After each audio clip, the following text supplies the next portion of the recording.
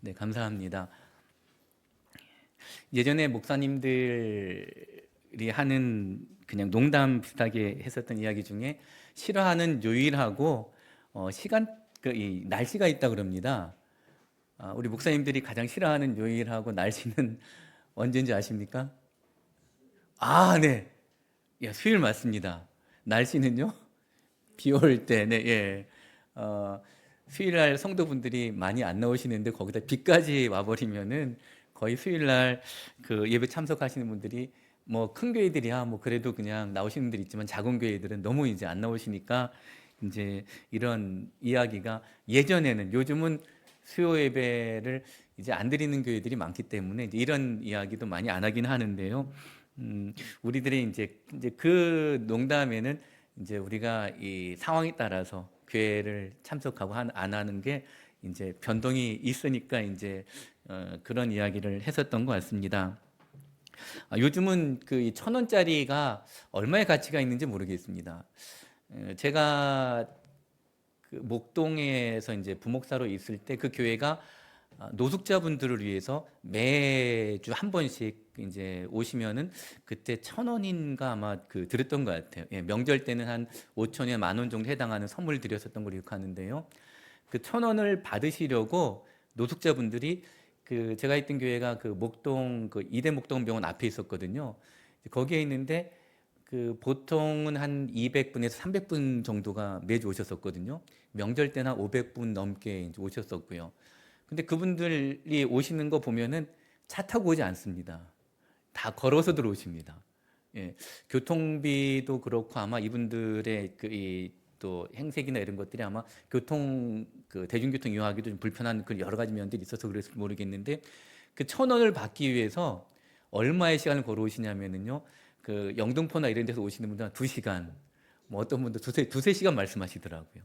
그리고 이제 제가 있던 교회에서 1,000원 받으시고 그 다음에 이제 그 또 다른 데로 이동을 하시는데 또 이제 이분들도 스케줄이 있으세요. 일주일 내 보면은 월요일 날은 어디에 다 스케줄이 있는데 그 다음 스케줄을 위해서 또 이제 또 걸어서 또 이제 가시고 그런 거 보면서 제가 이 1,000원의 가치가 누구의 그 당시도 10년 전에도 1,000원의 가치가 그렇게 많지는 않았었던 그런 그때거든요. 그러니까 버스 한 번 타면 없어질 그 이 돈인데 그걸 위해서 두세 시간씩 걸어오시고 하루 열심히 이제 다녀봐야 뭐 2, 3천 원 받을 수 있는 그런 그 돈인데 그걸 위해서 이제 그분들은 이제 그렇게 이동하시고 열심히 다니시는 것을 제가 보고 느낀 적이 있습니다. 누구에게는 별 볼 일 없어 보이는 그런 껌값이죠. 예, 껌이라는 게 이제 질질 일어나기 때문에 얼마인지 잘 모르겠지만 누구의 껌값이 뭐 1,000만 원일 수도 있고 어떤 사람 1,000원일 수도 있지만은 껌값일 수 있지만은 어떤 분에겐 굉장히 소중한 그런 1,000원이었음을 제가 느꼈던 기억이 있습니다. 제가 죄송합니다. 성경 말씀 읽지 않았습니다. 제가 습관이 돼가지고요. 성경 본문을 먼저 읽도록 해야 되는데 지금 보니까 죄송합니다. 성경 말씀이 빌립보서 3장 7절부터 9절까지 말씀입니다. 네, 예, 다 보셨나요? 네, 제가 봉독해 드리겠습니다. 그러나 무엇이든지 내게 유익하던 것을 내가 그리스도를 위하여 다 해로 여길 뿐더러 또한 모든 것을 해로 여김은 내 주 그리스도 예수를 아는 지식이 가장 고상하기 때문이라. 내가 그를 위하여 모든 것을 잃어버리고 배설물로 여김은 그리스도를 얻고 그 안에서 발견되려 함이니 내가 가진 의는 율법에서 난 것이 아니요 오직 그리스도를 믿음으로 말미암은 것이니 곧 믿음으로 하나님께로부터 난 의라. 아멘. 네, 제가 큰 실수를 했습니다. 죄송합니다. 네, 오늘 그 본문 가운데에서는 사도 바울이 소중히 여기는 것에 대해서 이야기를 해주고 있습니다. 사도 바울이 무엇을 소중히 여기시는지 여러분들 잠깐 생각해 보실래요? 하나님이 만약 하나님께서 내가 지금 기도하고 있는데 내가 뭐 하나 들어줄 테니까 이야기해 보라. 여러분들은 무엇을 요청하시겠습니까? 하나님께. 잠깐 생각해 보세요. 나는 우리 하나님께 무엇을 요청할까? 소중한 거 한 가지 준다고 하면은 굉장히 어려운 질문이죠. 예, 저도 굉장히 어렵습니다. 저도 바로 대답을 하지 못하겠는데요. 사도 바울은 예수님을 알기 전에 내가 유익하게 여겼던 것, 소중히 여겼던 것들을 예수님 알기 전에 알았던 것, 그 소중했던 것들을, 유익했던 것들을 다 오늘 본문 말씀 가운데에서 해로 여기겠다라고 그렇게 이야기를 하고 있습니다. 그리고 더 나아가서 그 모든 것들을 다 배설물로 자기는 여기겠다고 얘기를 합니다. 배설물은 다 버리는 겁니다. 진짜 해로 여기는 것도 정말 안 좋은 거고, 배설물은 정말 정말 안 좋은 것들입니다. 다 그렇게 여기겠다고 사도 바울이 얘기를 하면서 뒷부분에 가서 그 얘기를 합니다. 그리스도인은 율법으로 발견되는 것이 아니라 믿음으로 발견되는 것이 복이다라고 하는 것을 사도 바울은 이야기를 해주고 있습니다. 율법적인 삶이 아니라 이 믿음으로 하나님의 의로 살아가는 삶이 복된 삶임을 사도 바울은 이야기를 하고, 본인은 그것을 나의 가장 큰 기쁨으로 소중히 여기는 것으로 여기겠다라고 우리들에게 알려주고 있습니다. 기독교가 쇠퇴할 때도 쇠퇴기도 있었고요, 부흥했었던 시기도 있었습니다. 근데 그 보편적으로 이렇게 이 기독교 역사를 쭉 보게 되면은요, 기독교가 쇠퇴할 때에는 이 교회가 세상과 같은 것 가지고서 발견되려고 할 때에 교회는 쇠퇴해 갔었고요, 반대로 교회가 부흥해 갈 때에는 세상과 다른 것으로 교회가 드러나려고 할 때, 발견되려고 할 때에 교회는, 기독교는 부흥했었다는 사실을 그 역사는 알려주고 있습니다. 그래서 교회가 부흥할 때, 다른 것으로 발견되어지려고 할 때의 특징들은 교회들이 핍박받을 때였습니다. 핍박받고 순교자들이 많이 나오던 때가 교회는 부흥했었습니다. 이런 때에 나왔었던 그 분 중에 유명한 분들, 여러 분들이 있죠. 슈바이처 박사 같은 분들도 교회가 쇠퇴하고 어려운 상황 가운데 있을 때에 그가 좋은 자리를 내어놓고서 아프리카로 가서 그 어려운 땅 가운데에서 그분들을 위해서 헌신함의 삶을 사셨었던 그런 분들이 있었기 때문에 또 교회는 더 성장할 수 있었던 것 같습니다. 오늘 성경 말씀은 사도 바울은 이렇게 하나님의 의로 율법이 아니라 믿음으로 하나님께로부터 난 이것을 내가 세상 사람들 앞에 내놓기를 원한다라고 이야기를 하고 있는데요. 그 예레미야서 9장 22절부터 24절 말씀 제가 읽어드리겠습니다. 찾는 게 불편할 수 있기 때문에 제가 읽어드릴 텐데요. 여기에서는 우리가 자랑해야 될 것, 또 자랑하지 말아야 될 것들에 대해서 이야기를 해주고 있는데 제가 봉독해 드리겠습니다. 근데 제가 오늘 굉장히 당황스러운 것은 글씨가 잘 안 보입니다. 네, 성경 글씨가 잘 안 보여가지고 원고도 그래서 죄송합니다. 여호와께서 이와 같이 말씀하시되 지혜로운 자는 그의 지혜를 자랑하지 말라. 용사는 그의 용맹을 자랑하지 말라. 부자는 그의 부함을 자랑하지 말라. 자랑하는 자는 이것으로 자랑할지니 곧 명철하여 나를 아는 것과 나 여호와는 사랑과 정의와 공의를 땅에 행하는 자인 줄 깨닫는 것이라. 나는 이 일을 기뻐하노라. 여호와의 말씀이니라. 아멘. 예레미야 9장 23절 24절에서 이 예레미야서를 통해서 하나님 우리들에게 자랑할 것, 자랑하지 말 것을 구분해주고 계십니다. 지혜와 용맹과 부는 오늘 말씀 가운데에서 하나님께서 자랑하라고 했을까요? 자랑하지 말라고 했을까요? 지혜나 용맹이나 부, 자랑하지 말라 그랬습니다. 내게 지혜 있는 것 자랑하지 말고요, 용맹한 것 자랑하지 말고 부한 것 자랑하지 말라 그랬습니다. 왜 그럴까요? 제가 곰곰이 생각해 봤습니다. 다 이런 것들은 저 사람 참 지혜로운 것 같아. 제가 지혜로워 보이십니까? 지혜로울 수도 있고 안 지혜로울 수도 있습니다. 왜냐하면요, 저보다 지혜롭지 못한 사람들도 있고 저보다 더 지혜로운 사람들도 있습니다. 용맹도 마찬가지입니다. 저는 굉장히 무서움을 많이 탑니다. 용맹하지 못합니다. 근데 용맹도 저보다 훨씬 용맹한 사람들 많지만은 더 비겁한 사람들도 굉장히 많습니다. 그죠? 부도 마찬가지거든요. 저보다 굉장히 부자들도 많고요. 저도 가난하지만은 저보다 더 가난한 사람들이 있습니다. 무슨 말이냐면은요, 용맹이나 부나 지혜나 이런 것들은 다 상대적이라는 겁니다. 절대적인 가치가 아니고요. 어떤 기준이 이게 오르락내리락합니다. 그래서 내가 잘 산다. 잘 산다라고 했을 때 뭐 가지고 잘 사는 겁니까? 그저 기준이 없습니다. 예. 다 그냥 내 생각 속에서 기준이지 다른 사람이 바라다 볼 때는 네 잘 살지 않는데 이런 생각을 하고 난 내가 잘 산다고 얘기를 하는데 저 사람이 볼 때는 잘 살지 않는다고 얘기를 합니다. 나는 내가 지혜롭다고 생각하는데 다른 사람 생각해 볼 때는 니는 그 지혜가 아니라 너 멍청한 것 같은데 이렇게 생각할 수도 있고요. 자랑하지 말라는 겁니다. 이런 것 가지고서는 그 예전에 제가 오카노 목사님 이 설교집을 보다가 그런 예화를 본 적이 있습니다. 이게 이제 평준화가 되어진다라고 하는 건데, 근데 이 예화는 오카노 목사님이 돌아가신 지도 벌써 한 10여 년 되신 것 같고, 글 쓰신 것도 그 전에 쓰셨으니까 한 15년, 20년 전쯤의 기준이라고 생각하시면 됩니다. 지금 기준은 아니니까 아마 나이대가 지금보다 한 10살 정도는 더 올라가 있을 그 평균화라고 생각이 되어지는데요. 이건 제가 이제 고치지 않고 이제 오카노 목사님이 이제 예화를 썼던 그 시대 그 나이대로 계속 그들 말씀드려 보면은 40대가 되면은요, 사람들이 뭐가 평준화가 되냐면은 모든 사람들이 뭐가 평준화 될 것 같습니까? 지금은 여기 한 10살 정도 올라가 있는 것 같긴 한데요. 외모가 미모가 한 40세가 되면은요, 거의 다 평준화가 된답니다. 예, 동의하십니까?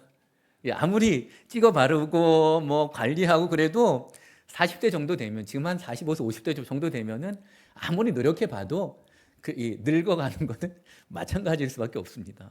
제가 가끔씩 TV에 나오는 연예인 분들, 제가 젊을 때 봤던 분들, 지금 보면은 저분이 저렇게 돼서 한 분들이 종종 나옵니다. 그렇게 열심히 관리하셔도 그렇게 예쁘고 아름다웠던 분들도 나이 드시면은 이제 이게 다 이제 그 외모가 다 변해가게 돼 있습니다. 저도 제가 다른 때는 안 보고 이사하다가 이제 짐 정리하다 보면 예전 사진들 나오잖아요. 예전에 20대 후반, 30대 초반 때 제가 그 전임 전도사하고 부목사 했던 교회 사진 딱 보는 순간 제가 놀란 적이 있었어요. 왜 웃으세요? 진짜 제가 너무 잘생긴 거예요. 예. 얼굴도 그러니까 제가 이게 살찌면 안 된다라는 것을 그때 알았어요. 얼굴이 이렇게 살이 안 쪄 있고 몸도 날씬하고 내가 언제 저런 날이 있었을까 할 정도로 멋있는 거예요. 나도 저런 날이 있었구나. 예. 지금 살이 좀 쪄가지고요. 이제 이 모양인데, 근데 사람들이 아무리 노력해도 어느 선이 되면은 이 미모가 평준화가 된다. 제 동의에 있습니다.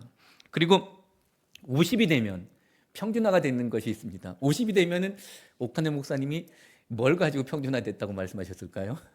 오카노 목사님도 어디서 보셨던 건지 잘 모르겠는데 그 목사님 책에서 제가 봤던 거라 50대가 되면은 지식이요. 예, 지식이 제가 그래서 50 생각해 봤어요. 50대면 왜 50이라고 말씀하셨을까? 예, 저희가 고등학교 때까지 열심히 공부해 가지고 뛰어난 애들이 이제 좋은 대학 가서 이제 박사학위도 받고 어쨌든 그 좋은 지식들을 가지고서 좋은 기업도 들어가고 뭐 연구도 해가지고 한 30대, 40대 잘 살죠. 예. 근데 50대가 되면은 다 은퇴되잖아요. 예. 50이 넘어가면은 은퇴하면은 물론 이제 연구소에 계시고 뭐 더 연구하시는 분도 계시지만 다 은퇴하고 나면 내가 그동안 공부했었던 그 모든 지식들이 쓸모가 없어져요. 예. 그죠? 그 어디다 쓰겠습니까? 그 열심히 공부한 거. 물론 이제 그 예외적인 그 직종들도 있겠지만 그래도 어느 선이 되면 이 지식들이 다 별 볼 일 없는. 그리고 지식들이 또 새로워지잖아요. 예, 요즘 10년 전에 지식 가지고 나오면은 요즘 새로 나온 지식들 들이밀면은 할 말이 없어집니다. 세상이 너무 빨리 발달되고 있고요. 그 다음에 60대면은요. 60대면 뭐가 평준화될까요? 예, 지금은 이 기준에 잘 맞지는 않는 것 같은데 60대면은 건강이라고 그러셨어요. 네. 건강이 60 정도 되면은 다 비슷비슷해진다. 아무리 열심히 준비하고 노력해도 늙어가는 거는 어쩔 수 없고 몸이 약해져 가는 건 어쩔 수 없다. 이겁니다. 예. 저도 이제 여러분들이 뭐 제 나이 이야기 안 해도 김진영 목사님은 나이가 비슷할 거라는 걸 아시기 때문에 뻔히 다 아실 것 같아서 저도 이제 요즘은 이게 눈이 좀 흐릿해지잖아요. 겁이 나요. 예.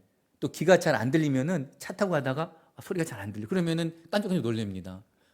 내가 벌써 이때가 됐나? 예. 이제 내 눈이 이제 안 보이고 귀가 안 들리고. 예. 그러니까 이게 그리고 이제 무릎이 아파오면 옛날에 조금 지나면 낫겠지 그러는데 이거 심각한 거 아니야? 이제 이게 두려움이 막 오기 시작하는 거예요. 예. 진짜 예, 겁이 나요. 예. 그러니까 이 손목이 관절 같은 데도 막 아프고 그러면 옛날에 뭐 이렇게 하면 되겠지 했는데 이제는 이상한데 병원 가봐야 되나? 사진 찍어. 요즘 진짜 조금만 이상하잖아요. 그러면은 정형외과 달려가서 우리나라가 좋은 게 정형외과 가서 엑스레이 찍고 그래도 돈이 많이 나오질 않아요. 예, 너무 이제 병원을 가기 쉽게 돼 있어가지고 그래서 사진도 찍어보고 그래서 이제 또 의사가 이제 주사 맞으면 주사 맞고 이제 그래가지고 살긴 하는데요. 60대여지면은 건강이 다 평준화가 되어지는 것 같습니다. 뭐 이게 지금 여기다 10개 정도 더 올리면 아마 거의 맞을 겁니다. 그리고 70대면은 뭐가 평준화가 된다고 했을 것 같습니까? 맞춰보세요. 70. 예, 건강 다음에 기억들 이게 생각이 안 나시는 돈이랍니다. 예, 70대여지면은 그 많은 돈들 없는 돈도 쓸 데가 별로 없어진다는 겁니다. 물론 돈 쓸 때 많겠죠. 근데 70 넘어서 돈은 그렇게 우리 삶을 좌지우지하는 것 같지는 않습니다. 예, 적당히 살 만큼만 있으면 되지. 젊을 때나 돈 쓸 때가 많겠죠. 나이 들어서 이제 나이 들어서 이제 자식들한테 이제 돈이 많으면 그거 가지고 이제 뭐 주면서 과시하고 그런 거 있겠지만은 본인을 위해서 쓰기에는 이제 70이 되어지면은 돈도 그렇게 어느 정도 내가 남은 삶을 살아갈 만큼의 이 여유로운 그 돈만 있으면 되지 그 이상 있어봐야 무슨 소용이 있겠느냐 이제 그런 생각이 돼. 그것도 이제 돈이 많은 사람이나 적은 사람이나 큰 차이가 나지 않는 선이 생겨질 때가 있는 것 같습니다. 마지막으로는요, 80이 되어지면은 마지막에는 죽음입니다. 누구에게나 안 올 것 같지만은 다 오는 게 죽음이 온다는 것. 이게 그때 제가 들었었던 이 평준화. 그러니까 우리가 이 세상에 있는 것들 자랑하고 싶은 것들이 참 많죠. 이것도 자랑하고 싶고 저것도 자랑하고 싶고 내가 뭔가 조그만 것만 있어도 자랑하고 싶고 제 딸들 키워보니까요. 딸들이 뭐 조금만 자랑하면은 목사니까 자랑할 수 없잖아요. 근데 조금 못하는 거는 감추고 싶고 막 누가 드러내주면 참 좋겠어. 근데 드러내지 못하고 우리가 보통 그렇게 살아갑니다. 그런데 그 성경은 이런 것들이 다 부질없는 일이다. 그렇게 이야기를 해주고 있습니다. 그러면서 예레미야서에서 이야기하는 건 이렇게 얘기를 하는데 자랑하는 자는 이것으로 자랑할지니 곧 명철하여 나를 아는 것과 나 여호와는 사랑과 정의와 공의를 땅에 행하는 자인 줄을 깨닫는 것이라. 나는 이 일을 기뻐하노라 여호와의 말씀이니라. 앞에서 얘기한 거는요. 자랑하는데 뭘 자랑하라고 얘기를 하냐면요. 하나님을 아는 것.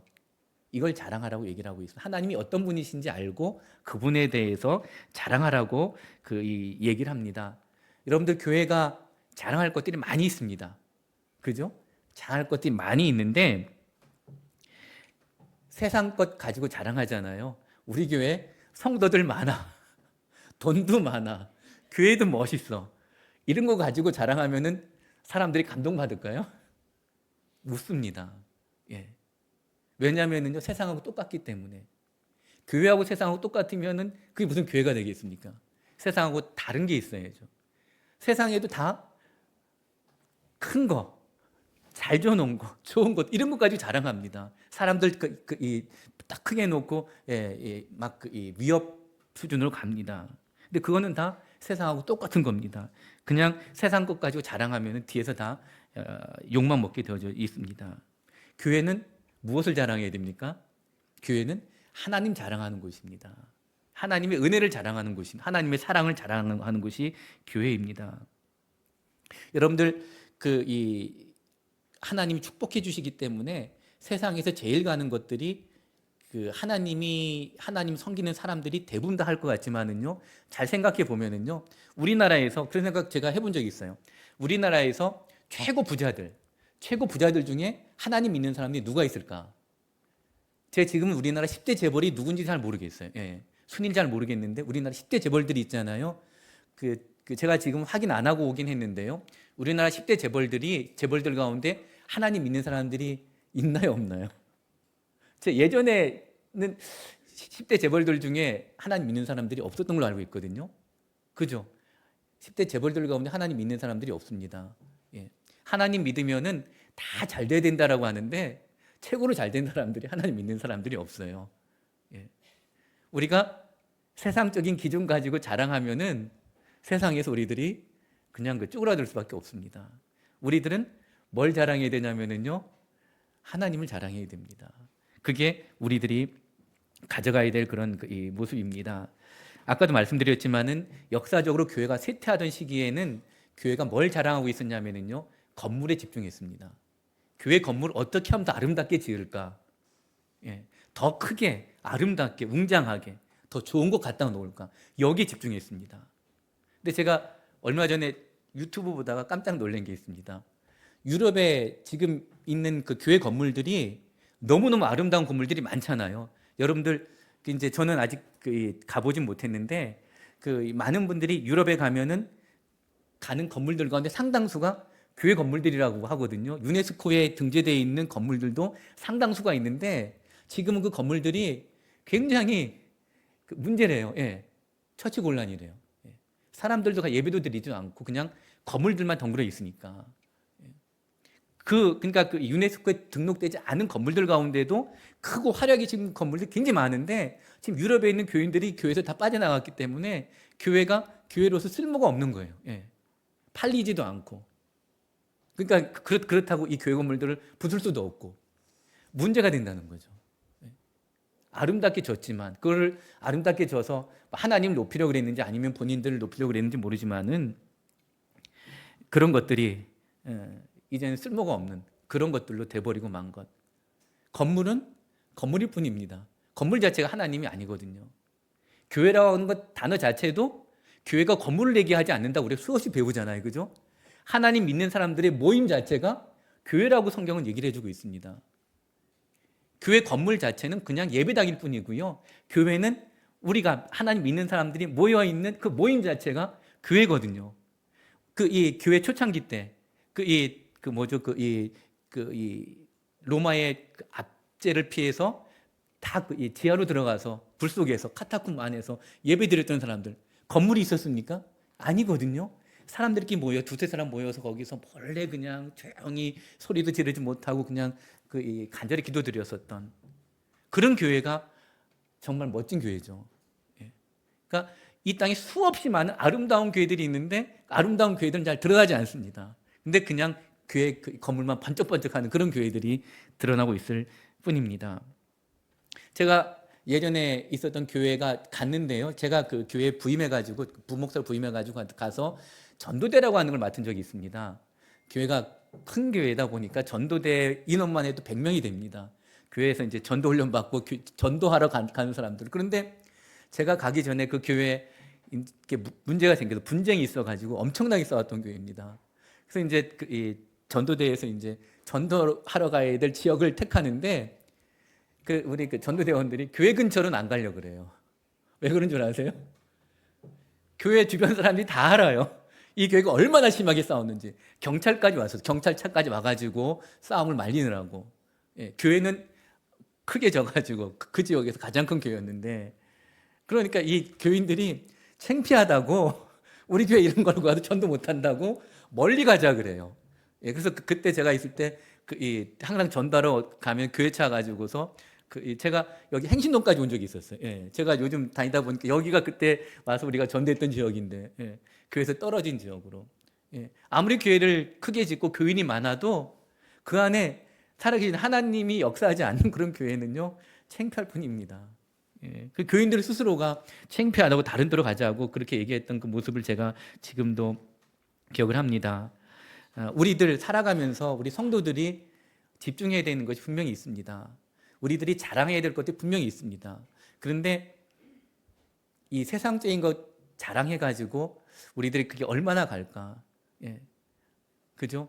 예, 얼마 가지 못할 겁니다. 우리들은 다른 것에 집중하고 이 사도 바울처럼 다른 것을 통해서 우리들을 드러내려고 하고 우리들을 발견하려고 하는 그런 것들이 필요합니다. 그것은 다른 게 아니고요. 하나님을 아는 것에 우리들은 집중해야 합니다. 그리고 그것을 자랑하는 것이 우리 성도들이 걸어가야 될 길이라고 생각을 합니다. 안다라고 하는 표현을 우리들이 쓰는데요. 알 때 우리가 이 어떤 것을 안다라고 얘기를 할까 그런 생각을 해보게 됩니다. 그죠? 의사나 변호사들이 자기 환자들을 잘 압니다. 그죠? 변호사들은 만나면은 그 이제 의뢰인한테서 모든 얘기를 다 듣기 때문에 뭐 세세콜콜한 이 변호에 대해 관련된 부분은 다 알아야 되죠. 다 얘기를 합니다. 잘 알죠. 의사는 또 제가 가면은 사진 다 찍어봐서 저에 대해서 제 몸에 대해서 너무너무 잘 아는 거죠. 근데 정말로 그 의사나 변호사들이 이 자기 환자나 의뢰인들을 정말 잘 아는 사람들일까요? 아니죠. 정보만 알고 있는 거죠. 예, 정보만 알고 있는 거지 이 사람이 어떤 사람인지에 대해서는 정작 잘 모릅니다. 왜 같이 살아오지 않았기 때문에. 예. 뭐 그 그러니까 그 만난 시간으로 따지면은 뭐 몇 달이나 되겠습니까? 뭐 며칠이나 되겠습니까? 예. 근데 제가 그런 생각이 그럼 나에 대해서 잘 아는 사람 누굴까? 예. 제 아내일까, 제 부모일까? 좀 이거 갖고 고민해봤어요. 저희 부모님들이 내 엄마가 나를 더 잘 알까, 내 아내가 나를 더 잘 알까? 예. 저는 제 엄마라고 생각했어요. 제 아내가 여기 없기 때문에 이런 얘기합니다. 예.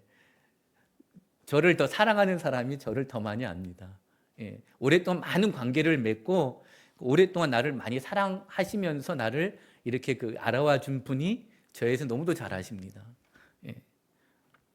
그렇기 때문에 저를 너무 사랑해 주셨고 평생도록 저한테 단 한마디도 부정적인 얘기를 한 적이 없어요. 제 어머니는요. 예. 다 긍정적인만 해주시고 잘한다 그러시고 그러니까 싫은 소리 한마디 안 하시고 욕도 한마디 안 하시고 어머니니까 아버지하고는 많이 싸웠습니다. 그런데 어머니하고는 그래서 이게 안다라고 하는 게 오랜 시간을 통해서 그러니까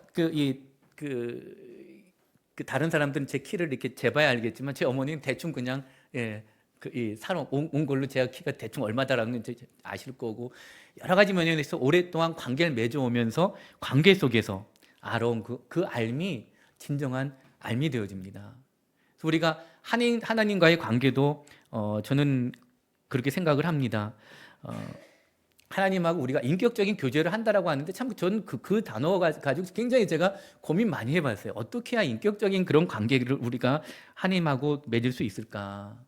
근데 우리가 하나님을 많이 아는 게 인격적인 관계로 들어갈 수 있는 그런 과정이라고 저는 생각을 합니다. 하나님을 많이 알면은 많이 알 관계 속에서 우리가 관계가 좋아질 수가 있는 거거든요. 그러니까 우리가 성경을 통해서도 하나님에 대해서 우리들이 알아가는 거죠. 하나님이 어떤 분인지 알고 그리고 내가 알고 있는 그 성경 속의 하나님하고 이제 그 성경 읽으면서도 느낌이 올 수도 있고요. 서로 사람들끼리도 알아가면서 알기도 하지만 그 안에서도 감정이 생길 수 있잖아요. 하나님하고도 이렇게 성경을 통해서 성경을 이렇게 읽다가 하나님 알고 싶어서 알아가는데 그 사이에 하나님하고 어떤 감정이 오고 갈 수 있고 그리고 또 우리가 기도하면서 그래서 기도하면서도 우리가 내가 아는 하나님을 떠올리면서 그 하나님한테 내가 기도하다 보면은 또 그 기도 가운데에서 우리들은 또 하나님에 대해서 알게 되어집니다. 이렇게 하나하나 우리가 알아가는 것. 오늘 또 예배 시간에 예배를 통해서도 또 우리 하나님을 또 알아가는 거죠. 또 하나님을 여러분들은 잘 모르시지만은 또 아시지만은 우리가 찬양할 때 저는 우리 교회에서 지금 예배 드리는 이 예배가 너무 좋은 게요. 제가 최근에 중앙보호센터를 하고 난 다음에는 제가 사람들이 저를 알아볼까봐 교회 가서 예배 드릴 때 큰 교회만 가서 예배 드렸어요. 아무도 저를 안 알아보는 교회 가서 예배 드리는데 제가 요즘은 이제 거의 한 교회만 주로 가는데 거기 하면 오케스트라가 있거든요. 이 악기 연주자만 한 2~30명 되는 것 같아요. 예. 없는 악기가 없어요. 예. 정말 많은 악기를 놓고서 찬양대원도 양쪽에 섰다가 앞에 나오면 한 70명 정도 앞에 찬양대 나오고 하는데 어떨까요? 죄송합니다. 남의 교회 이제 찬양대 놓고 평가하는 건 안 좋은데 제가 딴 생각하고 앉아 있습니다. 예. 찬양대원들 수세해봐요. 수세어보고 그 다음에 오케스트라 저기 뭐 파트 있고 이제 그걸 세어보고 왜냐하면 이게 찬양대가 성가대가 이 찬양대가 찬양하다가 왜 이렇게 못하는지 몰라. 이게 찬양 소리가 좋으면은 그래도 앉아서 잘 들을 수가 있는데 여기서 이상한 소리, 여기서 이상한 소리. 그러니까 자꾸 이제 그러니까 이제 이게 다른 생각하고 은혜가 안 되는 거예요. 예. 그러고 나서 설교 듣잖아요. 그러면 이제 제자리로 돌아오기가 굉장히 어렵습니다. 예, 제자리로 돌아와서 목사님 말씀 집중하기가. 근데 제가 여기서 세 번째 예배 드리는데요. 여기 이 첫날 왔는데 첫날 인도하셨던 분이 찬양 인도를 너무 잘하시는 거예요. 예. 와, 진짜 찬양 잘하신다. 근데 그 다음 주 오니까 다른 분이 나와서 또 찬양 인도를 하시네. 근데 또 근데 은혜로우셔. 예. 또 오늘은 또 이제 같이 나오셔서 예. 근데 이게 우리가 회중이 다 같이 예배 참여하니까 내가 입으로 그 찬양이 다 고백하고 있잖아요. 그러니까 굉장히 너무 이게 은혜로운 거예요. 예. 너무 이게 예배 이 틀이 이렇게 짜여져 있는데 너무 제가 은혜로운 그런 이 시간을 제가 이제 3주째 보내고 있는데요. 예배를 통해서도 찬양을 통해서 우리들이 하나님을 아는 거죠. 예, 그 하나님이 어떤 하나님인지 알기 때문에 그 하나님이 찬양 가사에 나오는 예, 그 가사의 내용이 내 마음속에 와 닿으니까 하나님 내 마음에 오신 것을 내가 믿고 그러니까 은혜가 되어지고 예, 은혜라고 하는 게 하나님이 내 안에 찾아오시는 거잖아요. 그럼 내가 이제 감동하고 감격하게 되어지고 이런 것들이 정말 우리에게 필요한 그런 복이라고 생각하면 다른 게 우리에게 뭐가 필요하겠습니까? 예. 진짜 큰 교회 가서 맹숭맹숭 앉아서 딴 생각이나 하고 앉아 있고 오늘 목사님 설교 잘했네 못했네 이러고 앉아 있고 예.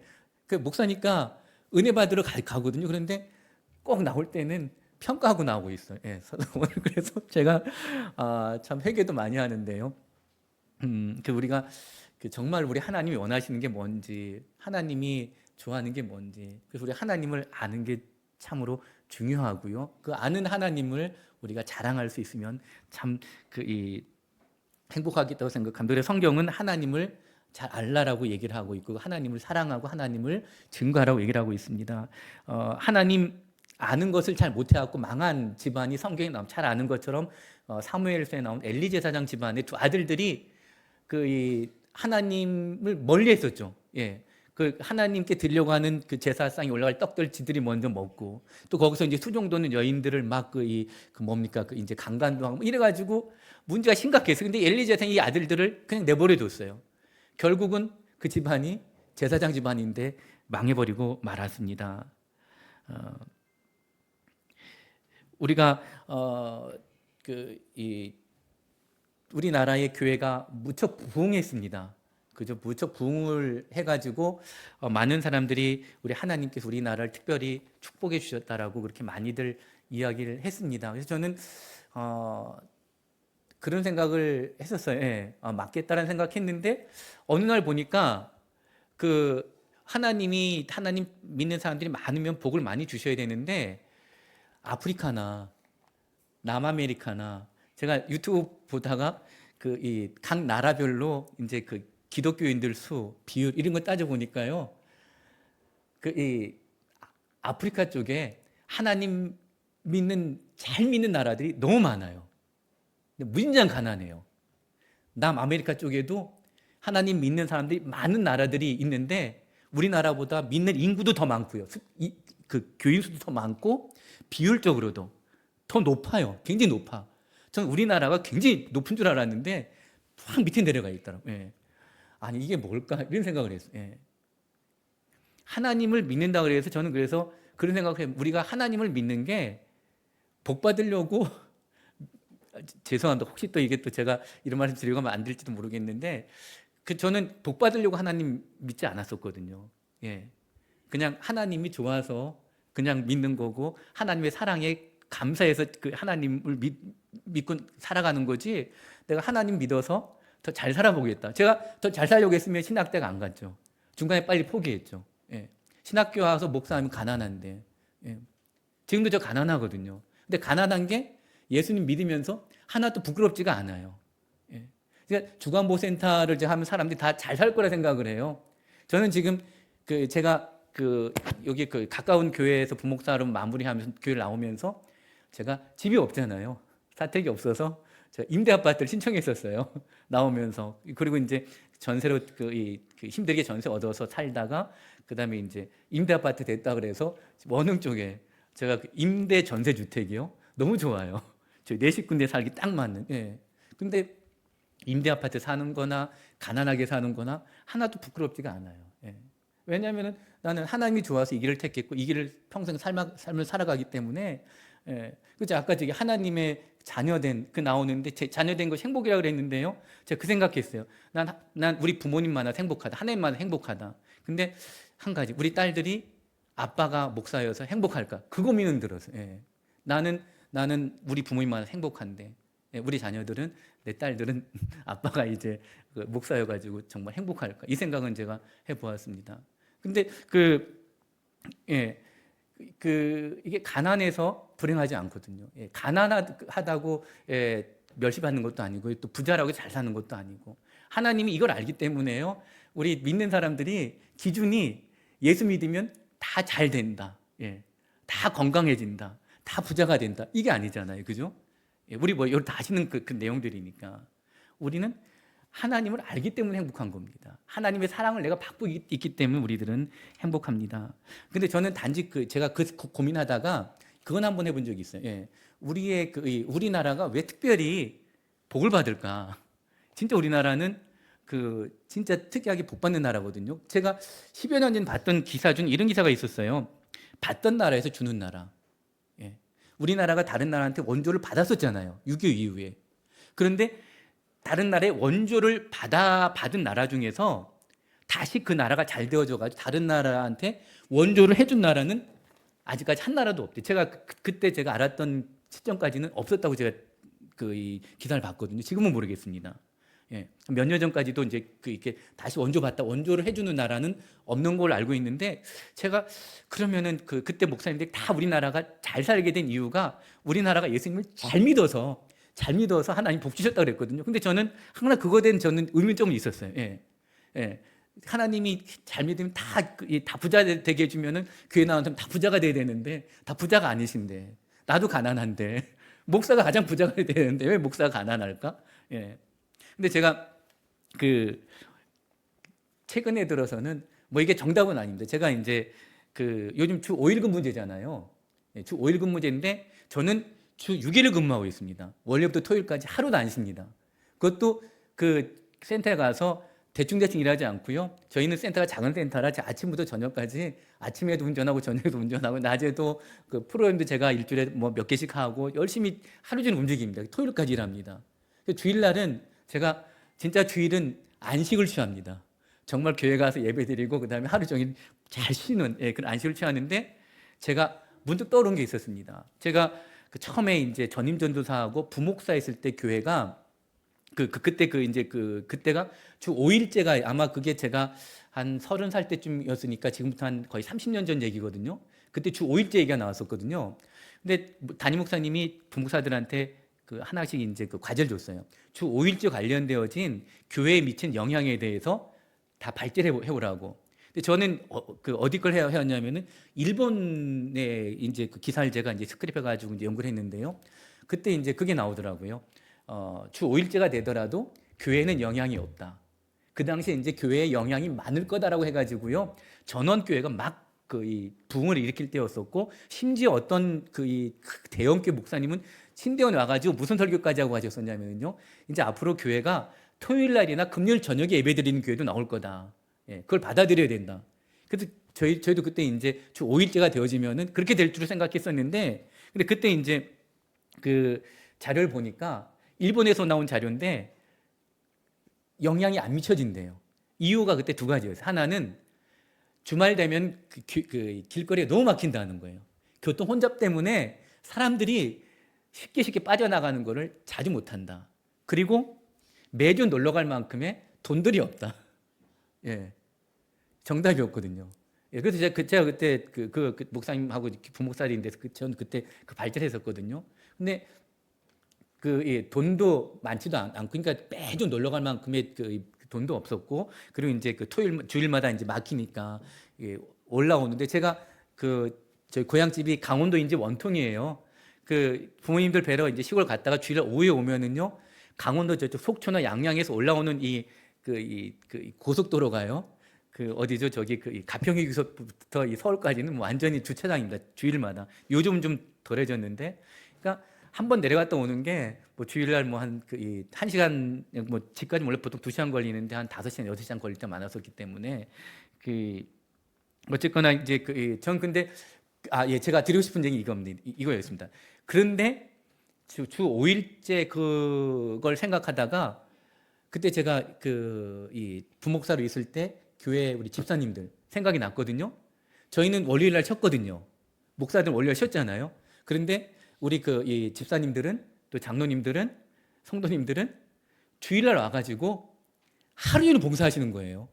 일부 찬양대원들은요 새벽같이 나와가 찬양대 하시고 교사도 하시고 또 오후 예배 드리시고 교회에서 봉사 다 하시고 그리고는 월, 화, 수, 목, 금, 토일은 그 당시 뭐 반만 일했었으니까 그래도 반을 일하셔도 점심까지 일하시고 퇴근하시고 그러셨으니까 깜짝 놀랐습니다.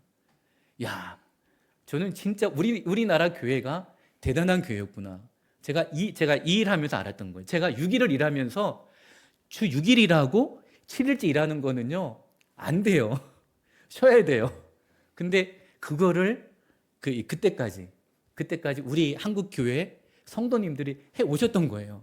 그래서 이게 우리 하나님께서 특별히 우리 한국 교회를 사랑하실 수밖에 없었겠구나. 이 수많은 우리 제 앞에서 이제 교회를 사랑하셨던 분들이 이렇게 교회를 사랑해 주셨었는데 하나님이 이 교회를 축복하지 않으시면은 안 되셨겠구나. 이런 생각을 제가 나중에 바꿔 먹었습니다. 여러분들도 동의하시나요?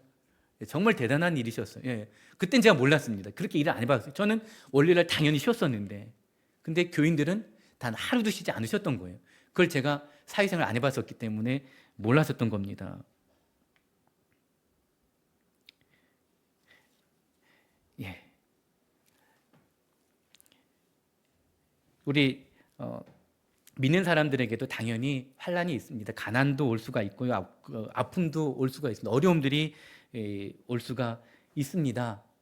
그런데 가정에도 어려움이 생겨질 수 있지만은 가정의 어려움 같은 경우에 가정 안에 사랑이 있으면은 사랑으로 이겨나갈 수가 있습니다. 그죠? 예, 가정 안에 사랑이 있으면은 부부가 서로 사랑하고 부모와 자녀가 사랑이 있고 자녀와 부모를 사랑하고 이러면은 어떤 어려움이라도 이겨나갈 수가 있습니다. 신앙생활을 하더라도 우리들이 신앙생활을 하는데 어려움이 없습니까? 예. 예. 제가 지난주에 말씀드렸을 때 제 어머니가 작년에 80세밖에 안 되셨는데 갑자기 돌아가셨는데요. 예. 갑자기 돌아가셨어요. 예. 전 어머님 뵙지도 못했어요. 예. 그냥 장례식장 가서 이 안치실에 저녁에 이렇게 가서 이제 한번 안치실에 이렇게 안치되어 있는 어머님 얼굴 한번 보고 그냥 엉엉 울었던 생각만 나고요. 그 다음에 이제 입관할 때는 이미 제 어머니 얼굴이 아니셨어요. 예. 그러니까 굉장히 억울하죠. 하나님께 원망할 수도 있죠. 예. 그러니까 이게 믿는 사람들도 살다 보면은요 여러 가지 형태의 어려운 일들을 만날 수 있습니다. 가정 안에서는 가정의 어려운 일들을 서로 사랑하면서 극복해 나갈 수 있지만은요 신앙 안에서 어려운 점들은 우리들이 어떻게 극복해 나가야 됩니까? 예. 성도 안에 서로 사랑이 있어야죠, 그죠? 예. 서로가 위로할 수 있는 그런 어떤 상대들이면 너무 좋습니다. 예. 어려울 때 만나줄 수 있고 위로해 줄 수 있고 손잡아줄 수 있고 안아줄 수 있고 그럼 너무 좋고요. 거기에다가 뭐가 더 얹어져야 돼요? 하나님의 사랑이요. 예. 내가 하나님을 아는 지식이 내가 사랑했었던 그 사랑이 내가 어려운 가운데 와서 하나님이 나를 도와주고 계시는구나. 그러면 내가 어려워도 어려운 길을 그냥 한 걸음 한 걸음 그냥 이렇게 기쁘진 않겠지만 그리고 힘내서 걸어갈 수 있는 용기가 생겨지고 그게 또 극복이 되어졌을 때에 우리의 신앙은 더 자라날 수 있는 그런 것들이 될 수가 있을 겁니다. 그래서 우리가 자랑해야 될 게 뭐냐? 내게 소중한 것이 뭐냐? 하나님 아는 것이고요. 하나님 아는 것을 우리들은 자랑하며 삶을 살아가야만 될 겁니다. 성경에서도 굉장히 이런 예들은 많습니다. 하박국서 같은 경우 보면은 하박국서 내용은 그겁니다. 우리나라가 지금 바벨론이 망한다는 거예요. 예. 바벨론이 망하는데 이 하박국이 나중에 하나님 찬양하잖아요. 예. 예. 우리의 양이었고 소가 없고 막 이래도 난 여호와를 인해서 기뻐하겠다. 하박국이 뭘 봤냐면은요. 우리나라가 망해야만이 신앙이 회복될 걸 알았거든요. 그 이제 쭉 그 역사를 보면은 그 이스라엘이 그 하나님을 떠나가지고 우상 섬기고 이런 좀 아까 하나님께서 이제 그 이스라엘 백성들을 내 백성을 제대로 만들려고 바벨론에 포로로 보내려고 하는 그 계획 속에서 이제 이스라엘이 망해서 포로로 잡혀갈 이제 계획 속에서 이제 그 일을 진행하셨는데 하박국 처음에 그걸 몰랐다가 나중에 이제 그걸 알고 난 다음에 하나님께 감사하는 그 내용이 하박국서에 나오고요. 바울과 실라가 감옥에서도 찬양할 수 있었던 게 어떤 겁니까? 그냥 찬양했겠습니까? 하나님을 제대로 알았기 때문에, 그리고 그 하나님의 사랑을 정말로 느끼고 그 사랑 가지고 삶을 살았었기 때문에 그 황당한 그 감옥 안에서도 찬양을 할 수가 있었다는 사실입니다.